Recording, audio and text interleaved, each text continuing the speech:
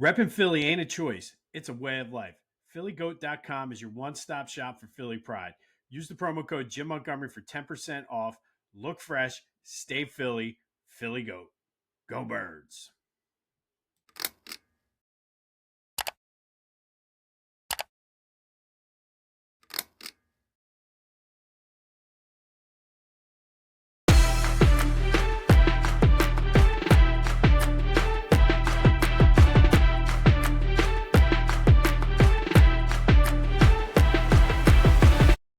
What's up, everyone? Welcome to this day in Philly sports history for December 17th, 2025.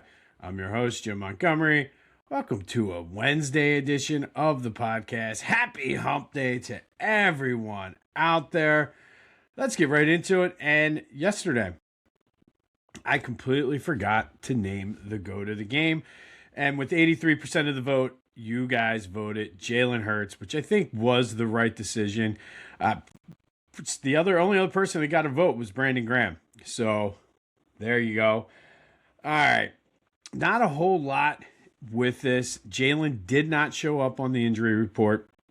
I know there was a lot of talk about benching him this week and resting the ankle. And no, this is probably a more important game when it comes to the division. You get the division clinched on Saturday. You don't have to worry about anything. And if he is banged up, set him against Buffalo, a game that, quite frankly, doesn't mean and won't mean anything. At this point, it's about being as healthy as possible. The Eagles essentially are locked into the 3 seed. I don't even know mathematically if there is a way for Tampa or Carolina, whoever wins the South, to get into the 3 spot. They could move up into the 2 seed. The 1 seed seems like a long shot. So take care of business now, and then you have the world is your oyster for the last 2 weeks to figure out how you want to rest guys and get guys back into game shape going into the playoffs. So let it go. As Elsa would say, let it go. You've got to win this week, though. And truthfully, if the Eagles were rolling right now, I was like, okay, I don't think it would mean that much. But they've only put together one good game in the past month. So I'd rather see that momentum continue than worry about resting this, that, and the other. Clinch what you need to do. Handle your business on the field. Then once all that's clinched, then you can worry about the other stuff. But to mention benching and I shouldn't say benching, sitting Jalen Hurts for this game when there's so much at stake. No. And we'll just leave it at that. I'm sure, again, a lot of people are going to disagree. If you disagree, you want to call me an idiot, Back to the Future voice and text line 267-495-8531. Because quite frankly, this schedule this year, and I'm not talking about the teams they've played, because the games early in the season that were tough, all of a sudden aren't so much tough, like the first game against Dallas, Kansas City. I'm not talking about that, but just the Eagles have essentially played every day of the week this season except for Tuesday and Wednesday. And there's been some long weeks. There's been some short weeks. They've caught teams coming at the right time. So take care of business, and now you have 2 weeks of wiggle room to play around with at the end of the season. And again, I'm not saying the schedule, never will use that as an excuse, because we've been talking about it the past few weeks. The Eagles went on the road in 2006 and won 3 straight NFC East games. So the schedule is what it is. I'm just saying, from the clip that was posted was pretty funny when he was like, we have a short week. And the player was like, what? Yeah, they've had a bizarre schedule, and that goes, I guess, with heavy is the head that wears the crown, I guess. But I will say, I think the recent weeks, and a lot of people have been comparing this to 2023. Obviously, I think this is different simply because of the defense. I also think it's different because this team went through 2023, and I think this is going to galvanize them. I heard Landon Dickerson snap back at the reporters yesterday when talking about Jalen's struggle, and flat out said something along the lines of, oh, that's what you guys are on him for. And then Jalen's press conference yesterday was amazing. Clapped back at a reporter. He was like, the very definition of perceived is blah, blah, blah, blah, blah. And I put him in his place. He's essentially said there is no pressure. It's all perceived, hence the word or the phrase perceived perception. And I know a lot of people are like, oh, Jalen. No, I love that. Galvanize this team. Have them come together. Have the storyline of this season be they came together and shoved it up Philly media's ass. National media's ass. Whatever. The haters' ass. Whatever. So I'm all for it. Sign me up for this. If all of what they've been through this year is going to galvanize them and bring them together and get them set right for a playoff run, sign me up. Kyle and I will talk more about that on the new Brotherly Birds breakdown. And again, due to the schedule, we have not had a consistent release time.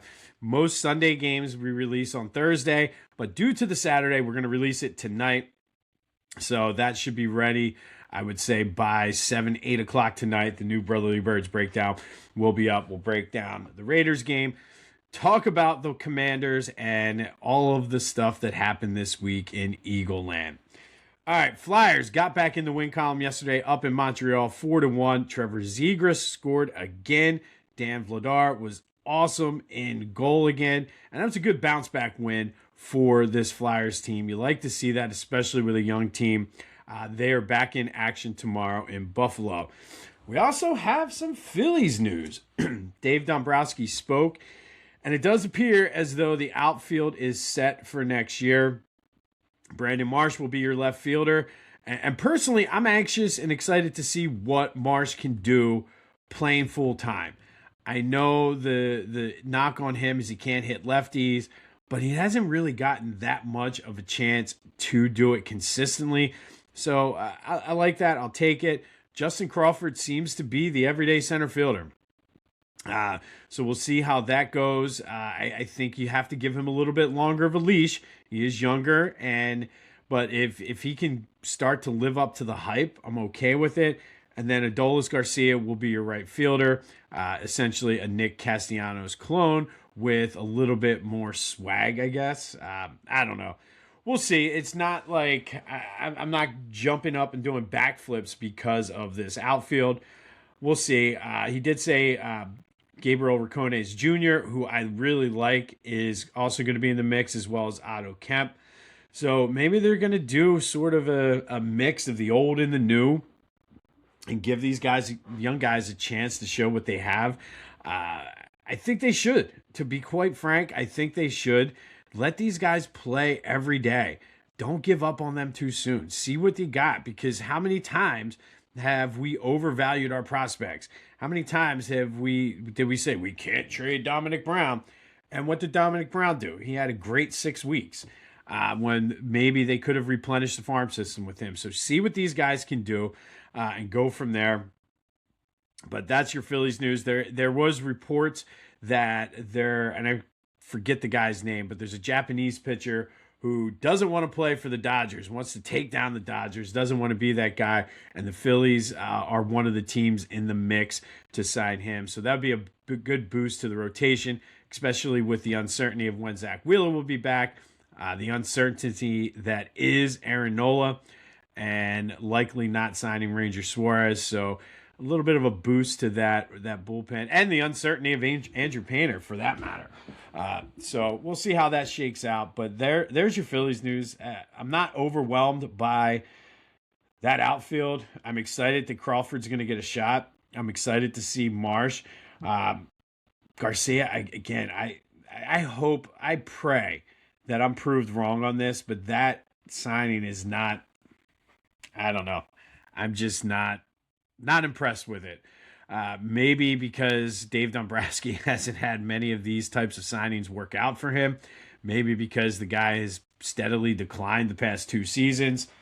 Maybe because he's a Nick Castellanos clone. But we'll see. Some quick housekeeping notes. Be sure to follow me on social media at Philly Jimbo. Subscribe to the YouTube channel, Jimbo_Mont. Like, review, all that other good stuff as we try to outsmart the algorithm. And just a quick little update. I did not get this wrong, but I wanted to clarify. Yesterday, we talked about Wilbur Montgomery setting the Eagles' single season rushing record in that game in 1979. He didn't actually set the record in that game. He had already set the record in that last game of the season, but he did break his own record, which he set the year before with 1,220 yards. So always just want to make sure the context is clear. That 60-yard performance from him did not set the record. He had already had it. Just add it to it and put him over 1,500 yards for the season. Thank you again to everybody for the gift and food drive. We were able to donate $200 in gift cards as well as 147 pounds of food. I thank you. The Matty Ann Dixon Community Cupboard, thank you. And of course, our friends and neighbors in the area, and anything that you may have done for your own, the reverse advent calendar, all that other stuff. Those guys certainly appreciate you as well. So thank you for it all. I truly, truly appreciate it.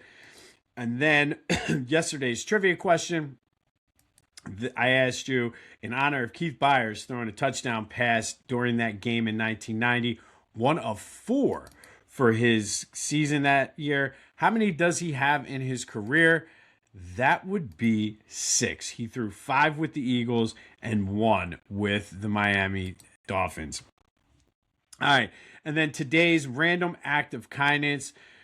Go out of your way today. If you're out shopping, you're going out to lunch, you're going to get coffee, doing anything with customer service, go out of your way to compliment whoever is giving you their food. If you get decent service, good service, go out of the way to compliment them to their boss. That goes a long way in spreading some holiday cheer. You never know if there's bonuses tied to that, but it's always good to get a compliment. And it's one thing to compliment the person, but go to their boss, compliment the manager, whoever, even if it's somebody in your own job, different department, compliment them on a job well done. This Day in Philly Sports History is proud to be a part of the Clashing Conferences Sports Fan Network, where passionate fans make powerful content. Check out theclashingconferences.com and join the squad today. All right, December 17th. First, we're going to go back to 1976. And on this day in 1976, the Sixers led by 10 heading into the fourth quarter, but the Warriors stormed back to win that game 117-114 at the Spectrum. This was on Billy Cunningham night, though. It was the night they retired his number 32. The Kangaroo Kid played 9 seasons in Philly, averaged 21.2 points per game, 4 assists, 10 rebounds, was a 4-time All-Star, 3-time first-team All-NBA, 1-time second team. He's a member of the NBA's 50th and 75th anniversary team. He is an NBA champion, winning the championship in 1967. Also became head coach of the Sixers and led them to 4 conference titles and the 1983 NBA championship. Billy C., the Kangaroo Kid, number 32, retired on this day in 1976. 2-time NBA champion, once as a player, once as a coach. Nobody, with the exception of Charles Barkley in 1992, I think it was 91 or 92, has worn the number 32. Barkley famously asked Billy Cunningham if he could wear it to honor Magic Johnson when he was diagnosed with HIV. But Billy Cunningham's number 32 was hung to the rafters of the Spectrum today in 1976 in a game in which the Sixers blew a 10-point fourth quarter lead, losing to the Warriors 117-114. That does, however, lead to today's trivia question. And Billy did spent his entire year with the Sixers, minus 2 years he played in the NBA. ABA. He actually won the ABA MVP in 1972, I believe it was. What team did he play for in the ABA? Hit me up on the Discord channel. Back to the Future Voice and Text line, 267-495-8531. But what team did Billy Cunningham win the ABA MVP award with in the 70s? And then fast forward to 2006, playing their second of those 3 straight NFC East road games that I mentioned earlier. The Eagles left Giant Stadium with a 36-22 win, improving to 8-6, setting up essentially a winner-take-all showdown in Dallas on Christmas Day. Jeff Garcia threw for 237 yards and a touchdown. Brian Westbrook ran for 97, scored 2 touchdowns, but it was Trent Cole sealing the deal with a 19-yard pick six in overtime, just under 3 minutes left. Or I'm sorry, it wasn't in overtime, just under 3 minutes left in the game. The game was close, looked like it could have gone to overtime, but Trent Cole with a 19-yard pick six to seal the win for the Eagles. And then in 2011, for a lot of us, hell froze over on this day. Not only were the Temple Owls playing in their second bowl game in 3 years, they traveled to Albuquerque to play Wyoming in the New Mexico Bowl, and they won 37-15. Bernard Pierce had 2 touchdowns. Brandon McManus, who had a successful NBA or NFL career, I'll get it right today, I promise, had 3 field goals. But the Temple Owls actually won a bowl game. Amazing to even think about. And I was going through my time hop today, and there was a lot of stuff that I posted that it was come a long way since the day they would give out free tickets in the freshman orientation bags, and we would try to scalp them for beer money. So on this day, 2011, Temple Owls win a bowl game, the New Mexico Bowl, beating Wyoming 37-15 in a game in which they were up 21-0 at one point. And I believe the basketball team won later that day too. There was Temple takeover on ESPN that day. And then in 2017, first game after Carson Wentz was lost for the season, the Eagles go up to MetLife Stadium and escape with a 34-29 win. Nick Foles threw for 237 yards, 4 touchdowns, 1 each to Zach Ertz, Nelson Aguilar, Alshon Jeffrey, and Trey Burton. We were feeling good about this team and the chances. We were like, okay, Nick Foles. And then the end of the season kind of dampened that somewhat. Eagles still clinched the number 1 seed, though. And the road to the Super Bowl 52 would go through Philadelphia. But we started to believe in Nick Foles this day. All right, it is Wednesday. Time for What If Wednesday. I teased this yesterday, and we're going to continue to go with it here. What If Wednesday is brought to you by Lotwin. Go to lotwin.com to get your 3D custom height chains. These things are awesome for holiday gifts, office gifts, just to have. I know we're in a fantasy football league for the Clashing Conferences Sports Fan Network. Playing in the championship, winner gets a 3D custom height chain from Lotwin. So, pardon the pun, but I'm pretty hype about it.